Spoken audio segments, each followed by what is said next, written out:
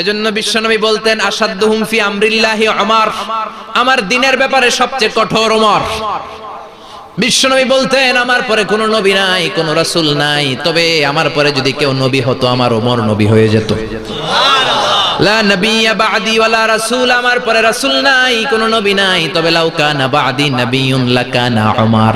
প্রভু তুমি বলেছো রাসূল দেবে না, বলনি দেবে না ওমর, বলনি দেবে না হামজা তারিক, খালিদ বিজয়ী সমর। প্রভু তুমি বলেছো রাসূল দেবে না, বলনি দেবে না ওমর, বলনি দেবে না হামজা তারিক, খালিদ বিজয়ী সমর। প্রভু তুমি বলেছো রাসূল দেবে না। আল্লাহু আকবার। মদিনায় যত মুনাফিক ছিল জমের মতো ভয় পাইতো সাইয়েদনা ওমরকে। শয়তানদের লিডার ইবলিসও ভয় পেত ওমরকে। বিশ্বনবী বলেন ওয়াল্লাযী নাফসি বিয়াদিহি, ওমর ওই সত্তার কসম যেই সত্তার হাতে আমার আত্মা, মা লাকিয়াকা শাইতানু সালিকান ফাজ্জান ইল্লা সালাকা ফাজ্জান গায়রা ফাজ্জিক। ওরে ওমর, শয়তান যদি তোমারে কোনো রাস্তায় দেখে, ইবলিস যদি তোমারে কোনো রাস্তা দিয়ে হাঁটতে দেখে, ইবলিস ওই রাস্তা রেখে দিয়ে অন্য রাস্তা দিয়ে হাঁটে। ইবলিসও সাইয়েদনা ওমর ফারুককে দেখলে, এই রাস্তা দিয়ে দেখলে ওর বাপের কি জীবনে এই রাস্তা দিয়ে হাঁটবে না, এই রাস্তা ধুইয়া ওই আরেক রাস্তা ধরবে। চিল্লায় পড়েন আল্লাহু আকবার। কাফেররা ভয় পেত, মুনাফিকরা ভয় পেত, শয়তান ভয় পেত, এমনকি বিশ্বনবীর বিবিরাও ভয় পেত। সুবহানাল্লাহ পড়েন। বিশ্বনবীর বিবিরা বিশ্বনবীরে ধরলেন, আমার এইটা কিনা দেন, ওইটা দেন। বিশ্বনবী কয় টাকা নাই, ক্ষমতা নাই, সামর্থ্য নাই, বেশি কথা কইলে তালাক নিয়ে যাও, তোমাদের চেয়েও সুন্দরী অনেক সতী সাধবী নারী আল্লাহ ব্যবস্থা করে দিবে। বিবিরা মাঝে মাঝে খুনসুটি করতো, নবীরে ধরতো, এটা নাই ওইটা নাই, এটা দেন। একবার সব বিবিরা টাইট করে ধরছে, ও নবী আয়েশার ঘরে যেদিন থাকেন সাহাবারা বেশি হাদিয়া পাঠায় কেন, আমাদের ঘরে যেদিন থাকেন পাঠায় না কেন? কালকে জুমার নামাজের পরে ঘোষণা দিবেন সবার ঘরে সমান সমান হাদিয়া। নবী কয় আমি হাইতান্ন। ও মিয়া, কে হাদিয়া দিবে, কটুক দিবে, এটা কি ইমাম সাহেবের কাজ? ইমাম সাহেবের বাসায় কে কোন দিন কি খাওয়াবে, কি গিফট দিবে, এটা তো কে যে গিফট দিবে তার ব্যাপার। বিশ্বনবী বললেন আবু বকরকে সবাই ভালোবাসে, তাই আবু বকরের মেয়ের ঘরে যেদিন আমার ডেট পরে থাকার সময় ওই দিন হয়তো বেশি হাদিয়া পাঠায়, তোমাদের ঘরে পাঠায় না, আমার বলার কোনো সুযোগ। বিবিরা কয় না আপনারে বলতেই হবে। নবী কয় আমি পারবো না, বিবিরা কয় পারবেন।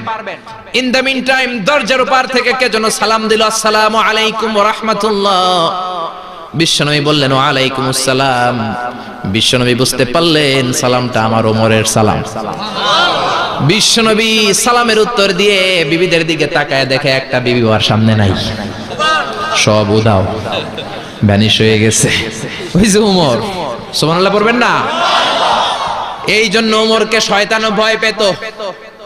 আমাদের বাচ্চাদেরকে, আমার মেয়ে একটা মাত্র মেয়ে, খাইতে চায় না, শুধু আমার মেয়ে না, অধিকাংশ বাচ্চাদের এই অবস্থা।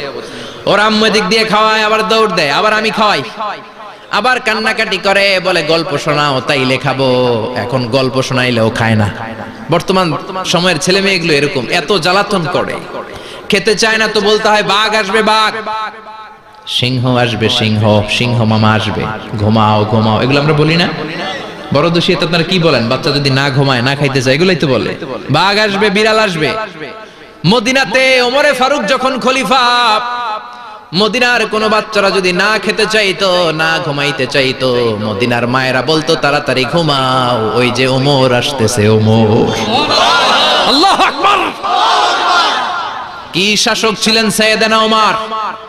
সবাই সমান, উনার বিধান, উনার রীতি সবার জন্য সমান। মদ খাওয়ার অপরাধে নিজের কলিজার টুকরা ছেলে আবু শাহমাকে 80টা বেত মেরেছে। হাদিসটা দাঈফ, তবে শিক্ষা আছে আমাদের জন্য। 80টা বেত মেরেছে। এক রাওয়ায়াতে পাওয়া যায় বেত মেরে ছেলেটাকে আহত করে ফেলেছে, আর এক রাওয়ায়াতে পাওয়া যায় পিটাতে পিটাতে ছেলেটাকে দুনিয়া থেকে শেষ করে ফেলেছে। ছেলের মুখে গন্ধ পেয়েছে। আর শরীফতা খামরান, কিরে মদ খাইছস? কয় না বাবা, শরীফ তো নাবিজ, আমি নাবিজ খেয়েছি। নাবিজ খাওয়া যায়। নাবিজ হচ্ছে রাতের বেলা আরবরা দুধের মধ্যে শক্ত খুরমা ছেড়ে দেয়। 1 কেজি দুধের মধ্যে 10টা শক্ত খুরমা ছেড়ে দিলে সকালবেলা দুধের কালারটা সাদা থাকে না, শক্ত খুরমার রস টেনে ওটা লাল হয়ে যায়, খেতে বড় মজা। এটাকে বলে নাবিজ। কিন্তু সকালেই খেতে হবে। ওইটারে যদি 3 দিন জমায় রাখেন, 4 দিন জমায় রাখেন, ওইটাও গাঞ্জা হয়ে যাবে, ওইটাও তারি হয়ে যায়, মদ হয়ে যায়। সাইয়েদনা ওমরের ছেলে এই কাজ করেছেন, একটু তারির স্বাদ নেয়ার জন্য 4 দিন রেখে দিয়েছে। সাইয়েদনা ওমর বললেন, কি খাইছস? কয় মদ খাই নাই। নাবিস খাইছস? এদিকে আয়। ইফতাহ ফামাক, মুখ খোল। হা করার পরে মুখের সামনে নাক নিয়ে গন্ধ দেখে মদের গন্ধ, কলারটা ধরে মসজিদে নববীতে নিয়েছেন। ইন দা মিন টাইম মসজিদে নববীতে জোহরের নামাজ হয়। নিজের ছেলেকে মসজিদে নববীর উস্তুয়ানা বলে, উস্তুয়ানাতু মসজিদে নববী, মসজিদে নববীর পিলারে বেঁধেছেন।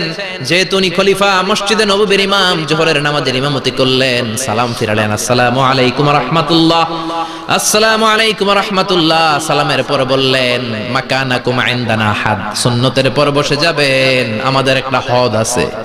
আল্লাহর দেয়া যে বিধান, বিচার, এটাকে আরবিতে বলে হাদ, প্লুরাল হচ্ছে হুদুদ। আমাদের হুদুদ আছে, মানে গুরুদণ্ড আছে, বসবেন। হাজার হাজার মানুষ সবাই ওযু করে যখন ঢুকতেছিল, দেখে আবু শামা পিলারে বাঁধা। সবাই তো আশ্চর্য, কি আজীব তামাশা, প্রেসিডেন্টের পোলা বাঁধা। নামাজের পরে বাইরে আসার পরে হাজার হাজার মানুষ তাকিয়ে আছে। কানাঘুষা শুরু হয়ে যায়। সবাই বলে, কি হয়েছে? ওমর কয়, আমার টানাটানি করা যাবে না। এই যে থামেন, এখন টানলে কি হবে আমি জানি, খুব বিশৃঙ্খলা হবে। দাঁড়ায় শুনেন, দাঁড়ায় শুনলে ডবল সোয়াব। আমি চলে গেলে এরপর আপনারা টানাটানি করে ঢুকেন। কথা শুনতেছেন তো? মনোযোগ আছে? লোকদের মধ্যে কানাঘুষা। প্রেসিডেন্টের ছেলে, কেউ কয় ওমর মনে হয় মারবে না, যেহেতু নিজের ছেলে তো একটু ধমকি টমকি দিয়ে ছেড়ে দিবে। কেউ বলে, না ওমর তো এত সহজ মানুষ না, মদের বিচার তো 80টা বেদ, মনে হয় 40টা মারবে। কেউ কয় না, 80টাই মারবে। ওমর চেয়ারে বসে জল্লাদরে ডাকলেন, বললেন, ইবদা বিসমিল্লাহ, নে চাবুক শুরু কর। বাইতুল মাল থেকে শক্ত সাইজের একটা চাবুক আনবি। জল্লাদ চাবুক এনে দাঁড়ালেন। ওমর বললেন, ইবদা বিসমিল্লাহ, শুরু কর। জল্লাদ মারতে শুরু করেছে। ওয়াহিদ, ইতনাইন, তালাতা, 3টা মারার পরে এক থাপ্পড় মেরে জল্লাদকে 3 হাত দূরে ফেলে দিলেন। ধমক দিয়ে বললেন, তুই চাবুক মারস নাকি চাকরি বাসাস? আসলে জল্লাদ কিন্তু আস্তে মারে নাই, দেহের যত জোর ছিল জোর দিয়ে মেরেছে, কিন্তু ওমরের পছন্দ হয় নাই। ওমর বলে, আইন্দাকা তালাতা আইন্দে ওয়াহিদ, তোর হিসাবে চাবুক মারা হয়েছে 3টা, আমি ওমরের হিসাবে মায়ের হয়েছে 1টা। চাবুক আমার হাতে দে, আমি 2 নাম্বার থেকে শুরু করি। ওমরে ফারুক 2 নাম্বার শুরু করলেন। 2, 3, এক একটা চাবুক মারে, ছুপ ছুপ করে চামড়া ছিলে, রক্তগুলো মসজিদে নববীর বারান্দার পিলারের মধ্যে লাগে। ওমরের চেয়ে শক্তিশালী দ্বিতীয় কোন পুরুষ মদিনার জামিনে ছিল নাকি? ওমরের হাতের মাইর। ছেলেটা চিৎকার দিয়ে বলে, বাবা, ও আব্বা, আর মদ খাবো না, ছেড়ে দেন, আর খাবো না।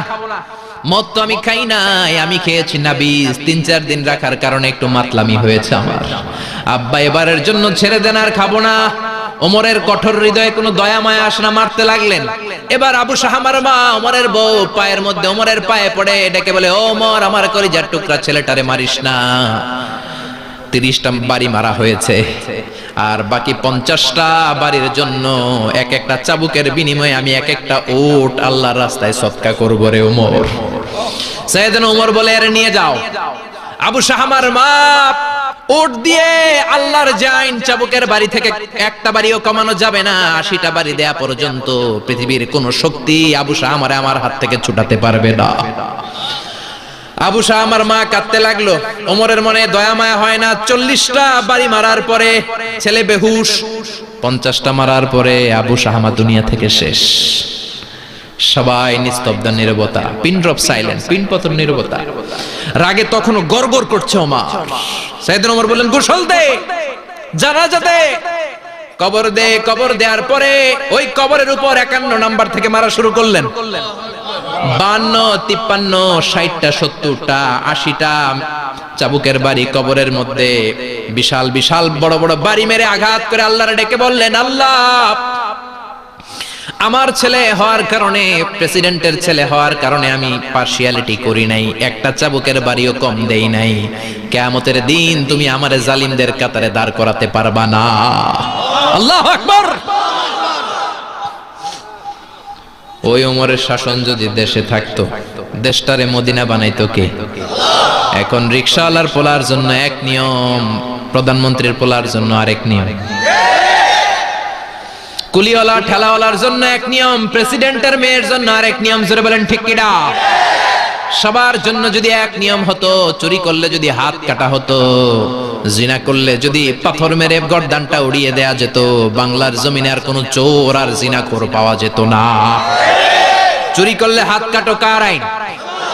তবে এটা কলা চোর, মুরগি চোর, ডাব চোর, আম চোর না। যেই চোরগুলো একটা কলমের সিগনেচারের খোঁচায় দেশের হাজার কোটি টাকা মেরে দেয়, ওই চোরদের হাত আগে কাটতে হবে। জোরে কোন ঠিক কিনা? এক কলমের খোঁচায় শেয়ার বাজার খাইয়া ফেলায়, হলমার্ক খাইয়া ফেলায়, দেশের টাকা সুইজারল্যান্ডে পাঠায়, ওই চোরগুলার হাত। জোরে বলেন ঠিক কিনা? এজন্য বিশ্বনবী বলতেন, আসাদুহুম ফি আমরিল্লাহি উমর। আল্লাহর দ্বীন বাস্তবায়নে সবচেয়ে কঠোর সাহাবী ছিলেন ওমর। আবু বকর ছিলেন নরম, ওমরের মেজাজকে গরম বানাইছে কে? এই জন্য ইসলামের মধ্যে যেমনি সহনশীলতা আছে, আবার ইসলামের মধ্যে বিদ্রোহ আছে না নাই? অন্যায় দেখলে থামিয়ে দেওয়ার দরকার আছে না নাই?